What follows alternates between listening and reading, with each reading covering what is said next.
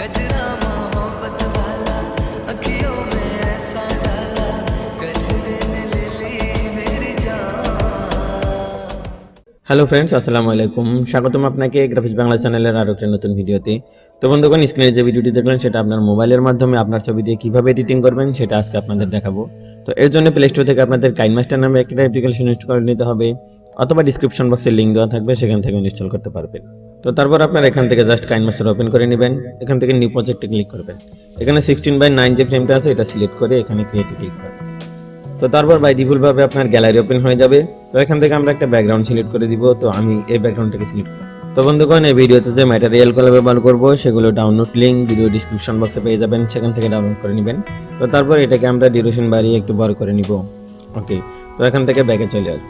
তো তারপর এখান থেকে আমরা একটা ছবি অ্যাড করে নিব। তো যে ছবিটা এখানে ইউজ করব সেটা ব্যাকগ্রাউন্ড রিমুভ করে নিতে হবে। তো কিভাবে ব্যাকগ্রাউন্ড রিমুভ করবেন সেটা টিউটোরিয়াল ভিডিও ডেসক্রিপশন বক্সে দেওয়া থাকবেন, সেখান থেকে দেখে আসতে পারেন। তো তারপর এখান থেকে সেই ছবিটা আমরা ইউজ করব। তো এখানে লেয়ার অপশনে ক্লিক করে মিডিয়াতে ক্লিক করব। তারপর সেই ছবিটা আমরা সিলেক্ট করে দিব। তো আমি এই ছবিটাকে সিলেক্ট করে দিচ্ছি। ওকে, তো ছবিটাকে সিলেক্ট করা হয়ে গেলে একটু টেনে একটু বড় করে নিব। তো তারপর এখানে চলে আসবো এখানে ক্রপিং নামে একটা অপশনে। তো ক্রপিং আসার পর আমরা ছবিটাকে ক্রপ করে নিব। তো তারপর মাস্ক যে ইফেক্টটা আছে এটাকে এনেবল করে দিব, দেন এটা একটু ফেদার বাড়িয়ে দিব। ওকে, তো তারপর এখান থেকে ব্যাকে চলে আসবো। তো এখান থেকে অ্যাডজাস্ট করে নিব। তো অ্যাডজাস্ট হয়ে গেলে একটু নিচে চলে আসলে এখানে আলফা এবং ক্যাপাসিটি নামে একটা অপশন আছে, সেটাতে চলে আসবো। 50 তে রেখে দেব অথবা 40 তে রেখে দেব। ওকে, তো তারপর নিচে থেকে এটাকে ডিউরেশন বাড়িয়ে উপরে ব্যাকগ্রাউন্ডের সমান করে দেব। তো ওকে, তো তারপর এখন আমরা পিএনজি অ্যাড করে নিব। তো পিএনজি অ্যাড করার জন্য আমরা লেয়ার অপশনে ক্লিক করে মিডিয়াতে ক্লিক করব। তো তারপর ডাউনলোড ফোল্ডারে চলে আসবো। তো দেন এখান থেকে আমরা এই পিএনজি ফ্লাওয়ারটাকে সিলেক্ট করে দিব। তো এটা সিলেক্ট করার পর স্লাইড স্ক্রিনে ক্লিক করে এখান থেকে ফুল স্ক্রিন করে দিব। তো তারপর ফটোটাকে আমরা অ্যাডজাস্ট করে নিব।